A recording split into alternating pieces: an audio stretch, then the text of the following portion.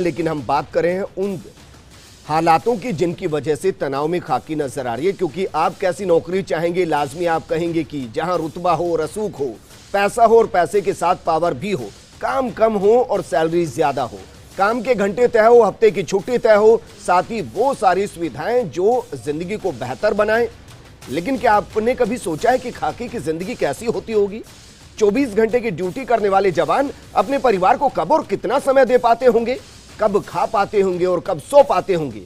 आफत हो या आपदा, ये जवान अपने परिवारों को छोड़ आपको महफूज रखने के लिए मुस्तैद खड़े दिखाई देते हैं।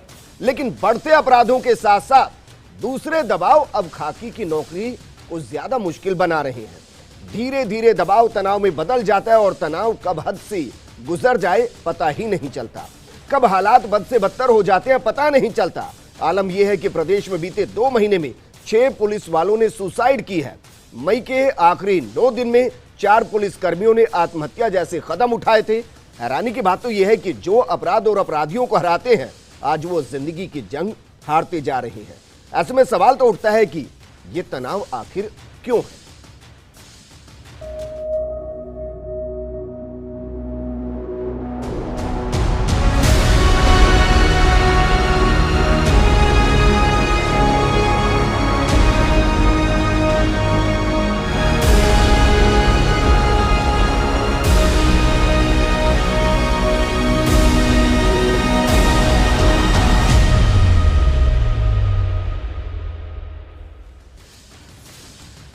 सबसे पहले आपको वो सवाल बताते हैं जो इन तमाम घटनाक्रम के बाद में खड़े हो रहे हैं कि आखिर किस तरीके से खाकी पर तनाव बढ़ रहा है और उसके पीछे की वजह क्या है। 2 महीने में 6 पुलिस कर्मियों की खुदकुशी पर क्या विभाग गंभीर है, ये भी अपने आप में सवाल है। और ये हम साथ के साथ आपको वो नाम दिखा रहे हैं जो अब इस दुनिया में नहीं रहे और तनाव की वजह से जिंदगी को छोड़कर जा चुके हैं। 24 घंटे ड्यूटी अवकाश ना मिलना क्या इसके पीछे की वजह है कि लगातार ये घटनाएं बढ़ रही हैं? क्यों अवसाद में पुलिस वाले ऐसे कदम उठाते हैं, यह भी अपने आप में एक बड़ा सवाल है। और क्या आत्महत्या ही अब आखिरी रास्ता बच जाता है उनके पास, जिनके पास लोग तब जाते हैं जब उनके सामने कोई रास्ता दिखाई नहीं देता? क्या पुलिस कर्मियों को काउंसलिंग की जरूरत है? और क्या सरकारें पुलिस सुधार की तरफ कदम उठाएंगी? ये वो सवाल है जो लगातार उठ रहे हैं और इनका जवाब देने वाला कोई दूर दूर तक दिखाई अभी तक नहीं दे रहा है। घटनाएं तेजी से बढ़ रही हैं। बीते 1 महीने में 6 पुलिसकर्मी और अगर बीते 2-2.5 महीने की बात की जाए तो 11 से ज्यादा पुलिसकर्मी आत्महत्या कर चुके हैं। अब क्या ये सच में खाकी की स्थिति को कोई समझ नहीं पा रहा और इसी वजह से वो आत्महत्या करने पर मजबूर हो रहे हैं? इस महत्वपूर्ण मुद्दे पर बात करने के लिए स्टूडियो में बेहद खास मेहमान हमारे साथ मौजूद है। हमारे साथ मौजूद है बीजेपी नेता राकी राठौड़ जी, कांग्रेस नेता स्वर्णिम चतुर्वेदी जी, पूर्व आरपीएस योगेंद्र जोशी जी। योगेंद्र जी, चर्चा को मैं आपके साथ शुरू करना चाहूंगा। क्या वाकई में तनाव इतना ज्यादा बढ़ चुका है कि अब पुलिस आत्महत्या कर रही है और उसको समझने वाला कोई नहीं? विजेंद्र जी, ये बिल्कुल सही बात है। और आत्महत्या वाले करने वाले कौन है? कांस्टेबल से लेकर के हेड कांस्टेबल, एएसआई भी बहुत कम है।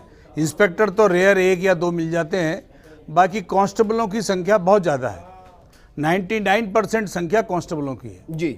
आप ये देखिए कि इनके बारे में विचार कर रहे हैं। इनको दोने वाला, मतलब इनको दौड़ाने वाला, इनसे काम लेने वाले तो बहुत हैं, लेकिन इनकी सार समाज पूछने वाला कोई नहीं है। मैं ये देख रहा हूँ कि पिछले समय में जितने लोग मरे, जिन्होंने आत्महत्या की है, उनके कारणों के बारे में भी विश्लेषण नहीं किया गया अब तक। जी। हमें एक बार पुलिस मुख्यालय में बुला करके इन कारणों के बारे में जानकारी प्राप्त की थी, तो हमने उनको कारण बताए कि साहब अमुक अमुक कारण है जिनसे ये आत्महत्या करते हैं। लेकिन पुलिस हेडक्वार्टर ने आज तक उस संबंध में कोई भी ऐसा कंस्ट्रक्टिव काम नहीं किया जिससे ये लगता हो कि इन कांस्टेबलों की आत्महत्या करने के जो रोकने का प्रयास है उसमें कुछ न कुछ इन्होंने आगे हटाया हो। अच्छा, जिस तरीके से कोरोना के दौर में इनकी ड्यूटी बहुत ज्यादा बढ़ गई है, तनाव बढ़ गया, परिवार का प्रेशर अलग है, नौकरी का प्रेशर अलग है, अधिकारियों का प्रेशर अलग है, क्या ये भी एक बड़ी वजह हो सकती है? देखिए, ये तो थी सही, क्योंकि डॉक्टर तो पीपीई किट लगा लेगा और लगा लेगा, इनके पास तो कोई साधन नहीं थे। ये तो मास्क के अलावा इनके पास क्या साधन है? जी। और ये अगर कोरोना वाला भाग रहा तो पकड़ के लाने का काम इनका है। अगर अस्पताल में इलाज नहीं करा रहा तो पकड़ के लौटाने का काम इनका है, बिस्तर पे पकड़ेंगे। ये सारे के सारे काम करने की जिम्मेदारी इनकी है, लेकिन इनकी छुट्टियों छपाटियों के संबंध में चर्चाएं नहीं होती हैं। मैं आपको बताना चाहूँगा कि 23/7/2020 को पुलिस हेडक्वार्टर ने इनकी समस्याओं के समाधान के लिए एक आदेश जारी किया। उस आदेश के अंदर एक डीआईजी जो इधर किशनगढ़ के पीटीएस के इंचार्ज हैं, वो अजमेर के एसपी, 1 या 2 एडिशनल एसपी एसीपी उसमें लगाए गए हैं। उसमें कोई 5, 7, 10 बिंदु रखे हैं कि भाई आपको इन पुलिस कर्मियों के संबंध में अमुक अमुक जानकारियां करनी है। उसके अंदर स्वास्थ्य परीक्षण है, छुट्टियों का है, ये है। आप देखिए एक लंबी चौड़ी लिस्ट है उसमें कि आप लोग इसके बारे में करिए। मैंने उस आदेश को पढ़ा जो मेरे पास अवेलेबल है। मैंने उस आदेश में देखा कि उसके अंदर इतनी सारी समस्याओं का समाधान है कि वो जो इन्होंने कमेटी बनाई है वो कहां से करेगी, अजमेर का एसपी कहां जाएगा, पीटीएस किशनगढ़ का डीआईजी कहां जाएगा और वो क्या क्या करेंगे। लेकिन उसमें देखिए मुख्य रूप से जो एक समस्या थी कि ड्यूटी के जो आवर्स हैं उनके बारे में कोई बातचीत उसमें नहीं है।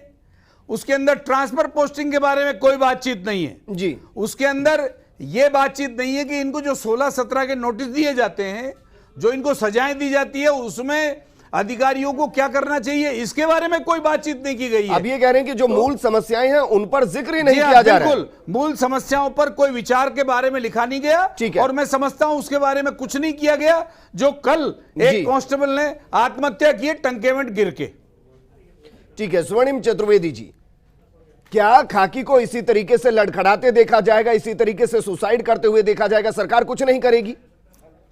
देखिए, सरकार जो है ऐसा नहीं है। सरकार ने पूरी सजगता के साथ, जैसा कि अभी ये बता रहे थे अभी पूर्व जो अधिकारी महोदय, कि एक सर्कुलर भी जारी किया, कमेटी बनाई है जो इसमें बिंदुओं पे जांच करके निश्चित रूप से उसमें आप कह रहे हैं कि ड्यूटी आवर्स की बात नहीं, हमारे मुख्यमंत्री कह चुके हैं कि कांस्टेबल्स के ड्यूटी आवर्स सीमित किए जाएं और कितने उसको किए जा सकते हैं, इस बारे में भी एक गहन चर्चा चल रही है पुलिस विभाग में ही। और सबसे बड़ी बात जो मैं आपको बताना चाहूँगा कि कांग्रेस पार्टी ने पुलिस रिफॉर्म्स के लिए अनेक दफ़े कदम उठाए। पहले की सरकारों ने भी पुलिस रिफॉर्म्स को लेकर के जो है कार्य किया था। और आज मैं ये बताना चाहता हूँ, अभी ये सुसाइड केस जो आया है, इसमें जो मुझे जानकारी है वो ये है कि यहाँ 6 महीने से ये ड्यूटी पर नहीं थे। ये डिप्रेशन के शिकार थे, डिप्रेशन में थे और 6 महीने से ये ऑफ ड्यूटी थे। पहले भागरोटा थाने में इनकी पोस्टिंग रही है और वहाँ से मेडिकल लीव लेकर के ये अपना इलाज करा रहे थे। इसमें ऐसा नहीं है, ये बात सही है कि इस महामारी काल में, मैं मान लेता हूं कि 6 महीने से डिप्रेशन में होंगे अगर आप कह रहे हैं, लेकिन डिप्रेशन किस वजह से थे? देखिए, ये तो जांच का विषय। इससे पहले भी 10 कांस्टेबल और सिपाही आत्महत्या कर चुके हैं, वो भी डिप्रेशन में थे। देखिए, सबकी जांच चल रही है। जैसे विश्नोई जी वाला प्रकरण है, उसमें मांग करी भारतीय जनता पार्टी ने, सीबीआई से जांच कराओ, सीबीआई से जांच चल रही है, विभागीय जांच चल रही है और निश्चित रूप से ये तय मान के चलिए, से बाहर क्या जमीनी हकीकत पर बात की जा सकती है? देखिए, जांच तो सभी मामलों की चल रही होगी, लेकिन आत्महत्या रुकी तो नहीं उसकी वजह से। ऐसा तो नहीं है कि विष्णुदत्त बिश्नोई केस के बाद कोई आत्महत्या नहीं हुई, उसके बाद लगातार आत्महत्याएं हो रही हैं। आप रिफॉर्म की बात करें, अगर रिफॉर्म इतने कारगर होते तो आत्महत्या क्यों हो रही है? देखिए सोलंकी जी, अभी ये बात सही है कि इस वक्त पूरा विश्व जो है एक महामारी के दौर से गुजर रहा है और इसमें निश्चित रूप से अगर ये माना जाए, सबसे अधिक ड्यूटी और सबसे सजगता के साथ और सबसे ज्यादा मेहनत अगर किसी विभाग ने की है तो पुलिस विभाग ने क्यों, क्योंकि अगर पुलिस विभाग की कहना चाहिए उनके द्वारा जो ये योगदान दिया गया इससे लड़ने में, इस लड़ाई में, वो अगर नहीं होता तो शायद पूरा हिंदुस्तान जो है इस लड़ाई से लड़ नहीं पाता। ये बात सही है, किंतु परंतु नहीं कर रहा है, लेकिन सवाल वही है कि उसके बदले में उनको क्या मिला? देखिए, निश्चित रूप से अगर डिप्रेशन, अभी कमेटी बनी है और आप आने दीजिए रिपोर्ट, ये लागू भी होगी, ऐसा नहीं है कि लागू नहीं होगी। समय समय पर जो है ये राठौड़ जी, तमाम मुद्दों को लेकर बीजेपी मुखर रहती है, इस मुद्दे पर ध्यान क्यों नहीं? देखिए, लगातार जैसा अभी स्वर्णिम जी ने कहा कि 23 मई को जो विष्णुदत्त बिश्नोई जी की जो आत्महत्या का केस था, उसमें भारतीय जनता पार्टी ने मुखर होकर के इसकी सीबीआई जांच की बात की थी और उसके बाद ये जांच सीबीआई के पास पहुंची। सोलंकी जी, मैं कहना चाहूंगी इस बात को कि किसी भी सिस्टम में अगर अपन काम करते हैं तो हम चाहते हैं कि हमारे पास पीछे से एक मॉरल सपोर्ट हो, कुछ भी काम करें। इनफैक्ट मैं कहूं कि पुलिस का जो काम होता है वो बिल्कुल बेसिक स्तर पर आना, और किसी तरह की भी क्राइसिस हो सबसे पहले फ्रंट पे वो हमारे लिए लड़ते हैं जी। उनके लिए एक मॉरल सपोर्ट की जरूरत है। और मॉरल सपोर्ट कौन देता है? मुखिया। अगर मुखिया प्रत्यक्ष अप्रत्यक्ष तौर पे लगातार अपने ही प्रॉब्लम्स में घिरा रहे तो जो जिस तरह के इंसिडेंट्स आपको देखने को मिला, जिस तरह के कल हमें देखने को मिला, इसी तरह की चीजें सामने आएंगी। डिप्रेशन की बात जरूर होगी, क्योंकि इसके लिए जरूरी है काउंसलिंग करना, जरूरी है उन्हें समझाना, उसके पीछे कोई बैकअप होना। लेकिन अफसोस है मुझे इस बात को कहते हुए कि यहाँ पे कोई बैकअप नहीं है, कोई उनके लिए ध्यान रखने वाला नहीं है। मैं बताना चाहूंगी लगातार PHQ में मीटिंग्स होनी चाहिए, लगातार उनकी बात सुनी जानी चाहिए, लेकिन सरकार ने अब तक कोई सी भी SP कलेक्टर की ना तो कोई मीटिंग की और ना ही जाके PHQ पे जाकर के किसी भी तरह की बातचीत सुने। हम बात करें, जोशी जी ने जैसे कहा कि लोअर लेवल पे प्रॉब्लम है, लेकिन ये प्रॉब्लम ऊपर तक है। SHO लेवल तक के लोग जो है वो सुसाइड कर रहे हैं, तो ऊपर से नीचे तक जब तक बात नहीं सुनी जाएगी इस तरह की प्रॉब्लम रहेगी। और जरूरी है ध्यान देने के लिए इसमें हेड ऑफ द सिस्टम को। अच्छा, इस दौरान एक अलग तरीके की घटना सामने आई है। दरअसल जो 11 नाम मेरे सामने हैं उनमें से 4 नाम अकेले सीकर से हैं। तो सीकर में ऐसी क्या समस्या कि जिसकी वजह से 4 कांस्टेबल आत्महत्या करते हैं? पूरे राजस्थान से इतर सीकर में क्या सबसे विभत्स तस्वीर है? राखी जी कंडीशन सब जगह एक सी ही है। वो चांस की बात है कि वहां पर इस तरह की बातचीत आई। मैं एक प्रकरण का और एग्जांपल देना चाहूंगी सोलंकी जी आपको। अभी अभी जो राजनीतिक घटनाक्रम चल रहा है हमारे बीच में, उसमें आपने देखा कि किस तरह से SOG ने सबसे पहले धारा 124A में FIR दर्ज की और उसके बाद यू टर्न लेते हुए उस पर FIR लगाई। मुखिया ने यहां तक कहा, जो SOG के मुखिया है, जो गृह मंत्री है हमारे यहाँ के, उन्होंने यहां तक कहा कि अगर प्रकरण झूठा हुआ तो मैं इस्तीफा दे दूंगा। आप देखिए, क्या मैं कहना चाह रही हूं, इतने वरिष्ठ अधिकारी वहां पर SOG में बैठते हैं, उन्हें मालूम नहीं था कि 124A में धारा नहीं बनती है, लेकिन फिर भी उनमें दबाव दिया गया। हेड ऑफ द सिस्टम कह रहे हैं कि मैं इस्तीफा दे दूंगा। जिनका जिक्र मैं कर रहा हूं इनमें से कोई भी बड़ा अधिकारी नहीं है जिसने सुसाइड की हो, देखिए जिसके बारे में ये कहा जा सके सरकार ने प्रेशर क्रिएट किया, इस वजह से सुसाइड कर लिया। ये सारे कांस्टेबल हेड कांस्टेबल हैं। ये देखिए सिस्टम पूरा एक चेन चलती है। ऊपर से जब प्रेशर आता है, अगर सब कुछ ठीक होगा तो नीचे की लाइन जो है उस वहां तक प्रेशर पूरा ठीक से पहुंचेगा। ऐसा नहीं होता मैम, ऐसा नहीं होता। ऊपर सब कुछ ठीक ही होता है। ना तो कांस्टेबल इन्वेस्टिगेशन में रहता है, ना कांस्टेबल। कौन सा कांस्टेबल में दबाव होता है बताइए? ना वो केस दर्ज करते हैं, ना वो इन्वेस्टिगेट करते हैं। नहीं, ये बताइए रुक जाइए, ठीक है, करते इन्वेस्टिगेशन। जोगेंद्र जी, मानेंगे इस पुलिस बात को? सिस्टम को आपको जानकारी रखनी सर मैं सिर्फ इतना कहना चाहूंगा, बहुत बड़े अधिकारी कोई नहीं है जिन्होंने सुसाइड की हो। सब कांस्टेबल हेड कांस्टेबल स्तर के अधिकारी, मतलब सिपाही हैं। क्या उसके पीछे की जो मूल वजह है उस पर किसी का ध्यान नहीं, उस रिसर्च में भी ध्यान नहीं जिसके लिए बाकायदा आपने जिक्र किया कि 27 मई को एक कमेटी बनाई गई है, उसमें लंबे चौड़े फैक्ट डाले गए हैं कि इनको चलो एनालाइज करते हैं, उनमें भी मूल समस्याएं नहीं है। तो क्या मूल समस्या पर सरकार और पूरे पुलिसिया विभाग का ध्यान ही नहीं है? देखिए मेरे से या बिल्कुल बिल्कुल विजेंद्र जी, आपने बिल्कुल सही कहा है कि जो उसके अंदर मैंने उन तथ्यों को पढ़ा है, उन पॉइंट्स को पढ़ा है, उसमें स्वास्थ्य परीक्षण, उसके अंदर खेल कूद, उसके अंदर ऐसी चीजें हैं जो कोई नई नहीं है, वो सब पुरानी चली आ रही हैं। खेल कूद को क्या करोगे साहब, उसको तो घर जाने का टाइम नहीं मिलता है कांस्टेबल को, और आप उसके अंदर स्वास्थ्य परीक्षण क्या कराएंगे? आप देखिए 8-8, 10-10 घंटे ट्रैफिक का सिपाही सड़क के ऊपर रहता है, धुआं निकलता रहता है, उसके हार्ट की प्रॉब्लम है, बीपी की प्रॉब्लम है, उसके शुगर की प्रॉब्लम है, उसको क्या करेंगे? उसको सिर्फ उसके स्वास्थ्य परीक्षण के लिए डॉक्टर बुला लेंगे, उसका स्वास्थ्य परीक्षण यादगार में करा लेंगे, लेकिन जब उसके इलाज की बात आती है तो उसका इलाज कोई नहीं कराता। वो कांस्टेबल उस चिट्ठी को लिए फिरता इधर उधर। मैं ये कहता हूं कि आप उसका इलाज क्यों नहीं कराते? अब ये कह रहे हैं सरकारी स्तर पर इलाज भी नहीं होता। अरे साहब, कांस्टेबल को नंबर नजर नहीं आते हैं, उसकी आंखें चली जाती है धुआं की वजह से, और 8-8, 10-10 घंटे सड़क के ऊपर कांस्टेबल काम करता है, उसकी ड्यूटी आवर्स का ध्यान नहीं रखते हैं, उसको नहीं, आप ये कह रहे हैं कि उनका इलाज तक नहीं कराया जाता, क्या सरकारी स्तर पर इलाज भी नहीं होता है? आप ये कह रहे हैं सर? बिल्कुल मैं ये कह रहा हूं, सब सरकारी कर्मचारियों को जो सुविधाएं मिलेगी वही पुलिस के कांस्टेबल को मिलेगी। वही लाइन में खड़ा होगा, वही SMS में जाएगा, वही सरकारी दवाइयां लेगा। अरे भाई, वो ड्यूटी करेगा कि वो इलाज करेगा? फिर आप देखिए उसके बाल बच्चे, उसके घर के सदस्य, उनका इलाज का कोई नहीं है। गांव में रहते, गांव से आएंगे, उसका इलाज कैसे करेंगे? सबसे बड़ी बात यह है कि उस कांस्टेबल को उसकी इच्छा के अनुसार नजदीक से नजदीक जगह पर उसकी पोस्टिंग नहीं करेंगे। उसको जब छुट्टी आवश्यकता होगी तो छुट्टी नहीं देते, ठीक। मैं ये कहता हूं, छोटे सब 24 घंटे, छोटे 24 बिंदु घंटे है जिनकी नौकरी वजह के, से 24 तनाव घंटे बढ़ता नौकरी चला की जाता है। दुआएं देते और उस कांस्टेबल को डॉक्टर गजेंद्र रगड़ते वर्मा रहते जी, मनोचिकित्सक हमारे साथ जुड़ चुके हैं। डॉक्टर गजेंद्र वर्मा जी, सवाल बहुत सीधा है, क्या आपको लगता है कि जो ये सिपाही और कांस्टेबल स्तर की आत्महत्याएं हो रही हैं, इसके पीछे की कोई बड़ी वजह नहीं है, वो छोटी छोटी वजह है जिनकी वजह से आदमी अवसाद में चला जाता है? बिल्कुल सोलंकी साहब, जो इन्होंने कहा सर ने जी, कि तनाव जो होता है, तनाव की वजह से ही सारी प्रॉब्लम हो रही है। अब तनाव को आदमी एक मैनेज कर लेता है, एक आदमी मैनेज नहीं कर पाता है। अब ये सबकी अलग अलग स्थिति होती है, लेकिन तनाव अगर थोड़ा थोड़ा भी होगा, लेकिन एक अमाउंट में वो किंडलिंग होकर एक बहुत बड़ी चीज़ बन जाती है जी। और उस वक्त वो उस स्टेज पे पहुंच जाता है कि उसको डिप्रेशन कह सकते हैं, उसका एक अग्रेशन हो सकता है या इम्पल्स हो सकता है, थक जाता है वो झेलते झेलते। तो उसमें जो परिणति होती है, उसमें एक आइडिया ये आता है कि यार कुछ नहीं है ज़िंदगी, इससे बढ़िया तो कुछ कर लो। तो जो विचार आता है, आइडिया आता है, वो आइडिया ऑफ सुसाइड, उस सुसाइड के आइडिया आने के बाद तुरंत सुसाइड नहीं कर लेता है। वो भी प्रोसेस होता है, कई दिनों तक वो प्लानिंग करता है, कुछ ऐसी चीज़ ढूंढता है। बट इस दौरान भी अगर कोई उसको मिल जाता है, कोई काउंसलिंग करने वाला या कोई उसको एड्रेस करने वाला, सोशल सपोर्ट मिल जाता है या फैमिली सपोर्ट मिल जाता है, या वर्किंग प्लेस पे कहीं अगर अच्छी वातावरण मिल गया, या किसी ने देख लिया कुछ बदला बदला लग रहा है, जी, पहले जैसा कुछ अंतर दिख रहा है, क्योंकि कोई भी चीज़ इसे इंडिकेट कर देती है, चीज़ें जो कुछ परिणति होने वाली है उसका पहले कुछ ना कुछ इंडिकेशन मिल जाता है। क्योंकि तनाव में होते हुए वो एक लेवल तक झेल लेता है, उसके बाद उसके सिम्टम आना शुरू हो जाते हैं, बट हम आइडेंटिफाई नहीं कर पाते। सर मुझे तो आप ये बताइए कि पुलिस महकमे के अंदर वो कौन सा बदलाव किया जाए तत्काल प्रभाव से कि कम से कम ये सुसाइड रुक जाए? देखिए, सबसे पहले तो इनके जो ड्यूटी आवर्स है उनमें कुछ ना अपने को कमेटी बनाया गया, जैसे भी करके एक आदमी को इतना रिलैक्सेशन मिलना चाहिए जो एक मजदूर को मिलता है, क्योंकि उनके ड्यूटी आवर्स कोई फिक्स नहीं होते और जहाँ तक है लंबे लगातार ड्यूटी आवर्स होते हैं उनके। दूसरा, उन पे जो प्रेशर होता है, पॉलिटिकल भी होता है, इनका डिपार्टमेंट का भी होता है, दूसरे डिपार्टमेंट्स का भी होता है जी, तो वो भी कोई ना कहीं लेवल पे उनको थोड़ा सा एड्रेस करना जरूरी है। ठीक है स्वर्णिम, आपसे मैं बहुत सीधा सवाल कर रहा हूं, बातें नहीं, कागजों की बात नहीं। क्या ये तय कर दिया जाए कि कम से कम ड्यूटी आवर्स फिक्स कर दिए जाएं, चाहे वो बेशक 8 घंटे हो, 10 घंटे हो या 12 घंटे हो? एक सिपाही को ये पता तो हो कि उसके लिए खुद का वक्त क्या है।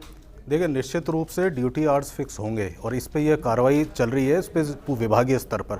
और जो मैं आपको बता रहा हूँ, अभी ये जोशी जी ने भी कहा, इन्होंने तो सवाल उठाए, जो कमेटी बनी है जिस चीज़ पर वो मंथन करेंगे।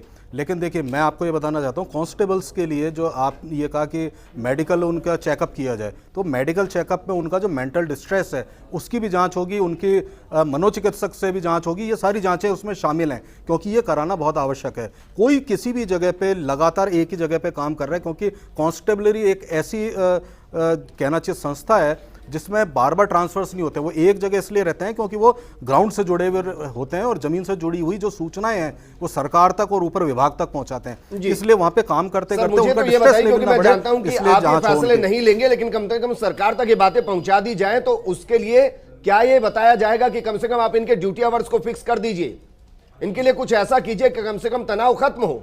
देखिए, निश्चित रूप से तनाव खत्म हो, इसके लिए इनके खेल कूद जो हो, क्योंकि ज्यादातर अधिकांश कांस्टेबल्स जो हैं वो बैरक्स में रहते हैं। खुद ये के सारी लिए वक्त नहीं है, चीजें खेल इनके कूद कहां से? रिक्रिएशन को लेकर के इनका स्ट्रेस कम हो, उसके लिए ये सारे जो मेजर्स अपनाए जा रहे हैं। और ये इसीलिए कमेटी बनाई गई है कि तनाव कम हो, इनकी मेंटल और फिजिकल हेल्थ जो है अच्छी रहे। देख लेंगे इनके कमेटी के बाद ड्यूटी कौन सी स्थिति बदल जाएगी। राखी, आपके पास मैं आना चाहूंगा। फाइनल कमेंट मैं आपसे चाहता हूं कि बीजेपी का इस पर क्या स्टैंड, कम से कम एक मुहिम यही चला दी जाए कि हमारे जो कांस्टेबल हैं, हमारे जो सिपाही, हमारे जो जवान हैं, उनके ड्यूटी आवर्स को कम से कम फिक्स कर दीजिए। निश्चित तौर पे सोलंकी जी, जरूरी है ये चीज। इस तरह से कमेटी की बात अभी स्वर्णिम जी कह रहे थे, उसके अंदर बहुत सारे मुद्दे ऐसे ऐड होने चाहिए, जैसे कि आपने ड्यूटी आवर्स की बात करी कि उनका निश्चित समय तय होना चाहिए।